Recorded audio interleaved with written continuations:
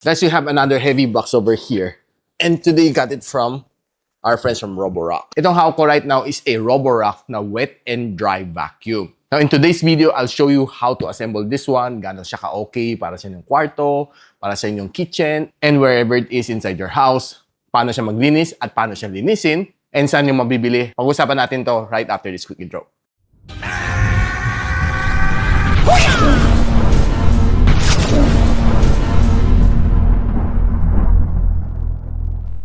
So, we can see here, we have a pretty solid sealed box. Medyo malaki, no? At medyo mabigat. So, buksan natin.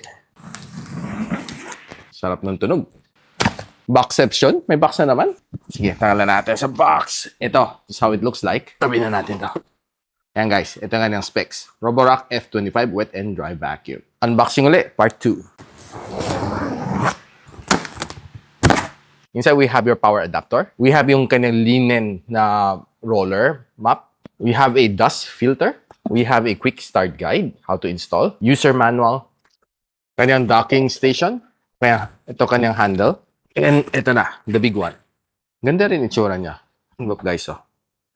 So right now, set up natin and we'll give it a test run. So basically, you're seeing one of my newly renovated room. So we'll set this one up. So, tanggal muna natin to sa plastic. Kanyang charging cable. And ito yung kanyang filter. Okay? So, this is how it looks like. Okay? Kanyang filter. So, let's plug it in. So, basically, ipa-plug mo to sa likod and pwede may route siya all the way dito palabas para hindi siya cluttered. Now, next is to plug this one in. Power source. Then, tanggalin natin to. Kanyang drain tank. So basically, we're seeing this is a reserve backup. So ito yung kanyang main filter. So pwede mo itanggalin to pang taktak in case na masyado na siya marumi. Ito yung pasok ng tubig, yung mga maruruming tubig. And pag magde-drain ka, you need to pull this one off and clean all of the mess here. Normally, makita mo dito buhok, lint, and all of the other dirty stuff. Now, so let me tell you how to refill the water. So basically, ito yung kanyang water reserve. So, pupush down mo para matanggal. And yung kanyang water inlet dito. Okay? So, best practice for me, lagay mo ng kunting alcohol para may disinfectant property siya. So, paglagay ng alcohol, kunti lang. Mga 3 press, 1, 2, 3. Ganun lang. Okay? Then, punuin na natin ng tubig. Now, fill na natin ng tubig. Punuin na natin. Yan, sakto. Puno. Balik na natin. So right now, we'll snap it back. Yan na. So, lagyan lang natin dito sa dock para mag-charge. Okay? So, you'll see. Yan.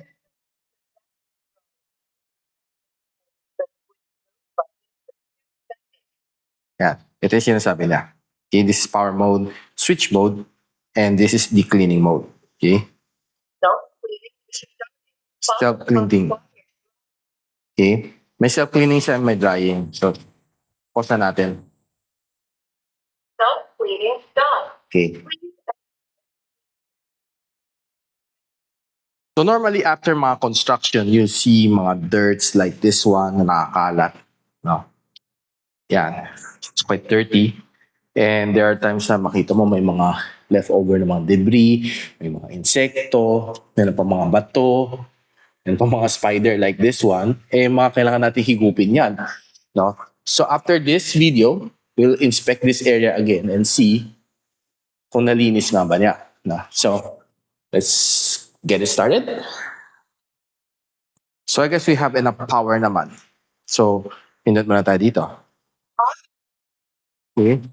Auto mode siya. Okay. That's done. So, sarili siya tumakbo, no? Nakakagulat. Okay. Map mode. Ano daw? Sponge mode.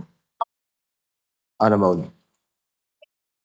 Map mode muna tayo. Okay? So, what we do is ibaba lang natin to. Just like this.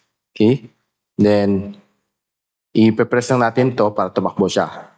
So, let's get it trying.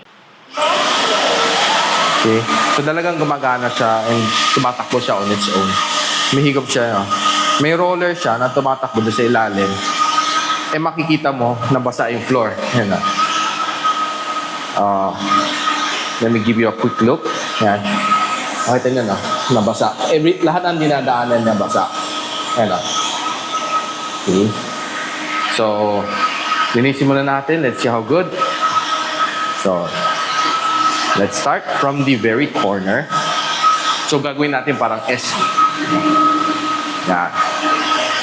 So, if you get a clear look dito sa kanya, which, pakita ko sa inyo, palapit ko ulit. No. If you get a clear look dito sa kanya, lapit natin na. Yan. So, lahat ng dinadaanan niya, nilinisin niya. Kaya kita niyo, guys. Again. Diba? Again.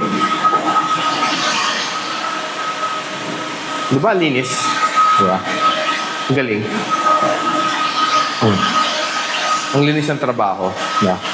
So, we'll finish this and let's see how clean ang kaya gawin nitong F25 ni Roborock.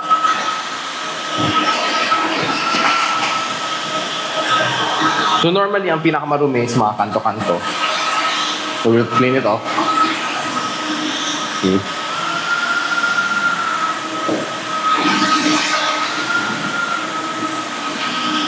Yan. So, talagang mafe-feel mo wet yung kanyang floor.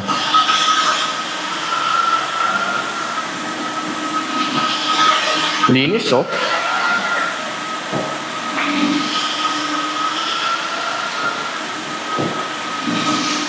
Depende sa inyo, no? You can make isang pasada or dalawang pasada.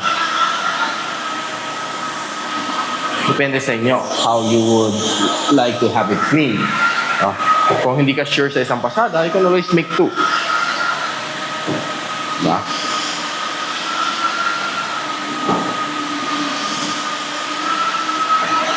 Yan. So,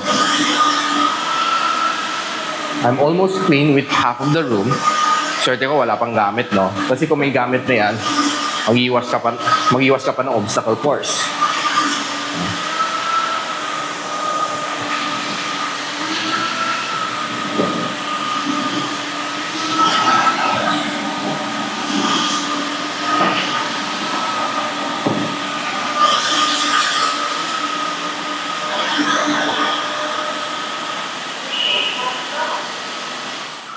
Okay.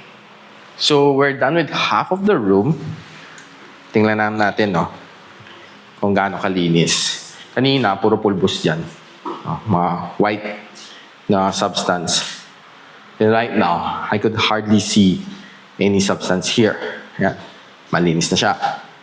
So, pag hinawakan mo, sinalat mo, it's going to be a bit wet. No? Definitely. No? So, may mga ganun, mga pintura din. So, kailangan mo talaga kut-kutin ng kamay mo to remove it. But, yeah, pwede mo i-map ulit later. No? So, syempre, after every construction, may meron talaga mga tira-tirang dumi. Yan na. So, kanina marumi dito. No? But right now, it's clean. Yan, I can see. It's pretty solid. No? Dito kanina may mga itim-itim. Wala na siya. So, we'll clean the second half of the room, other side. Then, i-conclude natin. Pakita ko rin sa inyo kung paano linisin. So, we'll go on cleaning the second half of the room. This is dito.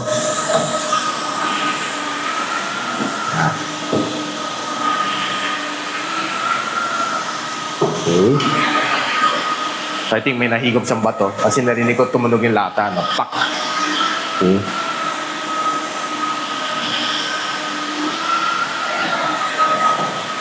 Yan.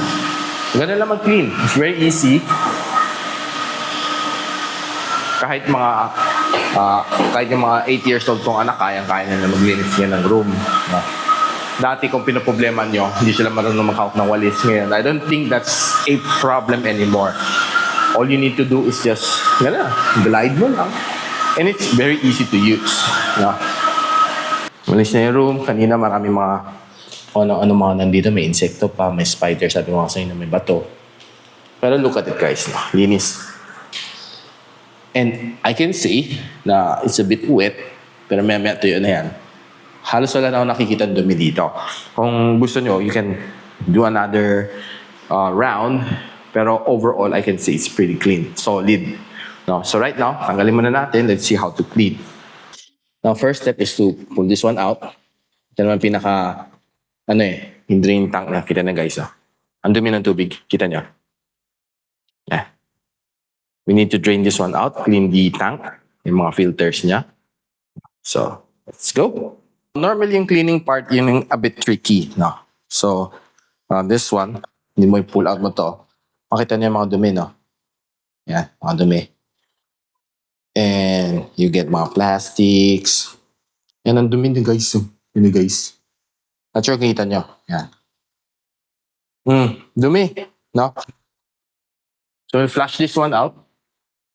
Pero, best suggestion ko, kung wala kayong tabo, kung wala kayong mga bidet, just like mine, you can always use mga tabo-tabo, no? So, what you need to do is to first take out this one, okay? I-drain mo muna. Tapo mo na yan. Marumi na yung tubig. Next, pwede mo i-flush yan. And secondly, kailangan mo i-drain to. I-flush out mo na lahat ng dumi using a bidet. Now, that ensures clean na clean to after para hindi siya magbara. Importante, hindi siya magbara.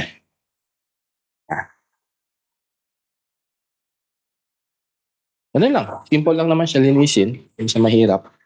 Okay? Then you can flush this one out. Kita niya marumi.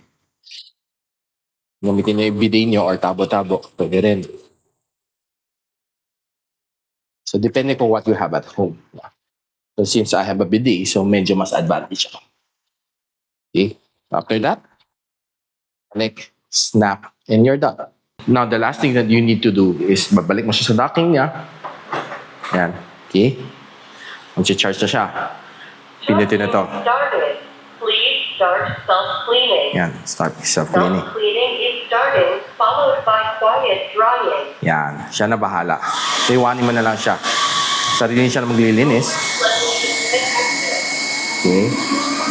Soaking the roller. Yan. So, siya na bahala maglinis. Pagkatapos na malinis na yan, sarili na siya. Magagaroon ka. Yan, kita mo yung tubig, oh. Ew. Diba?